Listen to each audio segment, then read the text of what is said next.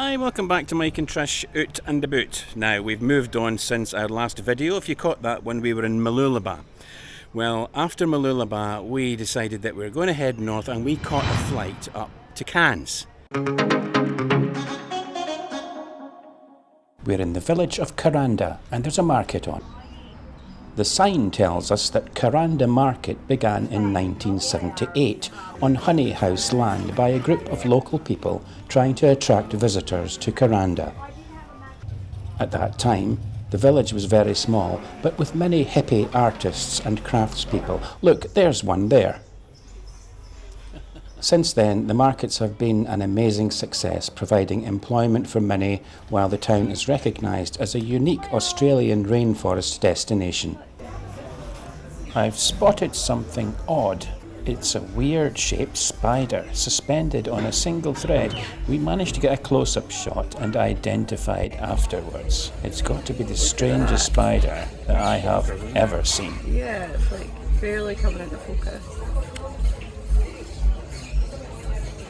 There's a chilli shop in the market and it stocks a huge range of chilli products, many of which are extremely hot. We've bought one but avoided the arse on fire and went for a medium heat one instead.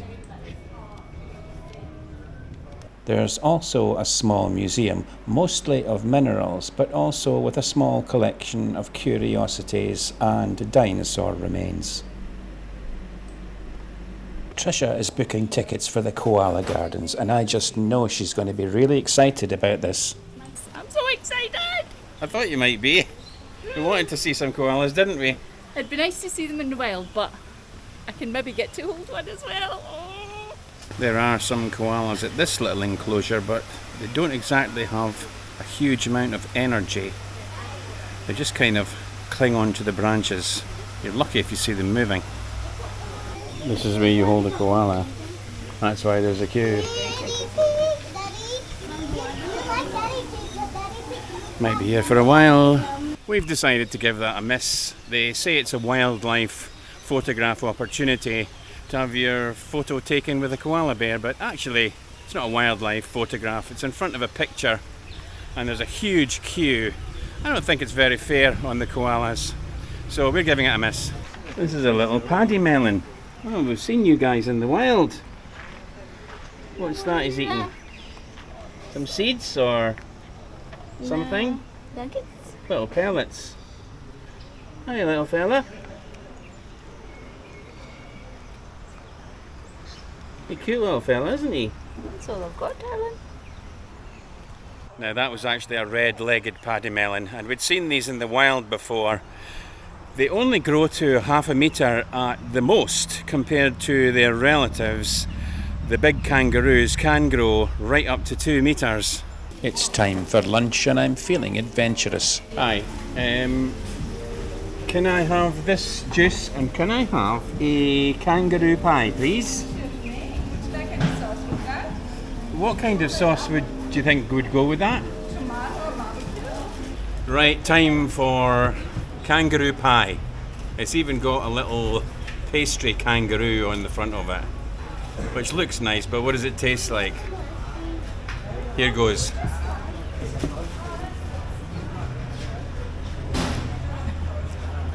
Give me a minute.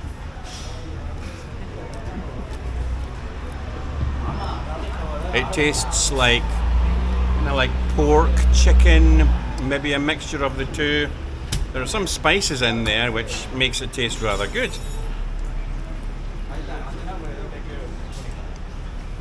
Very lean anyway, that's for sure. Is it nice? Yeah, you like it? Enjoying it? I continue tucking into my kangaroo pie as we all finish our lunch together, and then it's time to move on. We're back in the car and we're heading off to the rainforest now. I must say I enjoyed having that burger. Did you enjoy eating Skippy? It wasn't Skippy. It was Skippy. It was one of his distant relatives. Still Skippy. What's that, Skippy? Little Jimmy's falling down the well? Let's go to his rescue right away. This is the Budaji Canopy walk in the Barron National Park. So being up high in a canopy should give us a different perspective of things compared to down below on the forest floor. There's a big viewing point coming up here. It looks like it's a large gorge. Oh my gosh. So see during the wet season, look at the difference in it. Wow. Yeah. Oh right, okay, yeah, there's a good picture there showing you this very spot in the wet season. It's certainly not like that now. It definitely does put a different perspective on it being up so high. You're right up in the canopy with all of the leaves, vines and trees all around you. And every now and again they put these little statue of some of the local inhabitants that you're likely to see. Here's one. A little ant, I think. What is that, a praying mantis? Praying mantis. I wouldn't like to meet one that size. We're back in the car and we're heading back to our apartment. And there's a child beside me in the back seat who keeps nipping away at my fingers with his little crocodile guy. Well, maybe that little snapper put us in the mood to see some crocs, because the next day we arrive early at Bruce Belcher's and Sons Daintree River cruises. The Daintree River has a population of about 70 adult saltwater crocodiles, the largest males being about 5 metres long and females about 3.5 metres. After playing peekaboo for a good 5 minutes, we head back to the jetty and thank the tour guide on the way off the boat. Then it's back to the car for the ferry to take us over the Daintree River.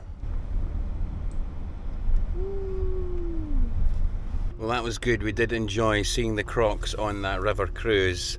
Some of them were actually just a little bit too far away, I think, for the camera to pick up and get a really good shot, weren't they? Yeah.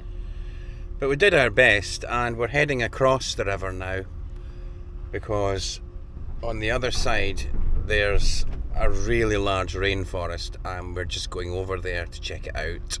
According to the sign, this is Walu Ugidiga, which means a lookout point.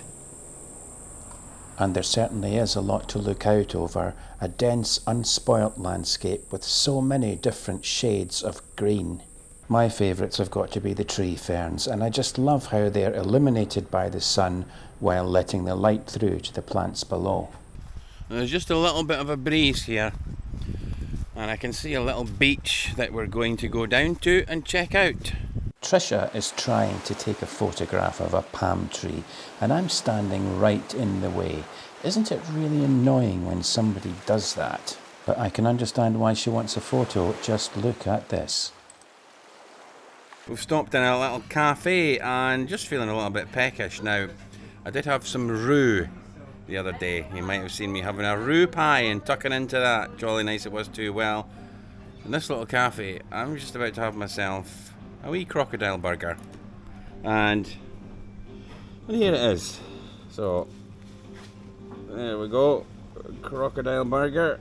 Oh, well, that's what it looks like. Yep, yeah, it's crocodile, alright. What does it taste like? Here we go.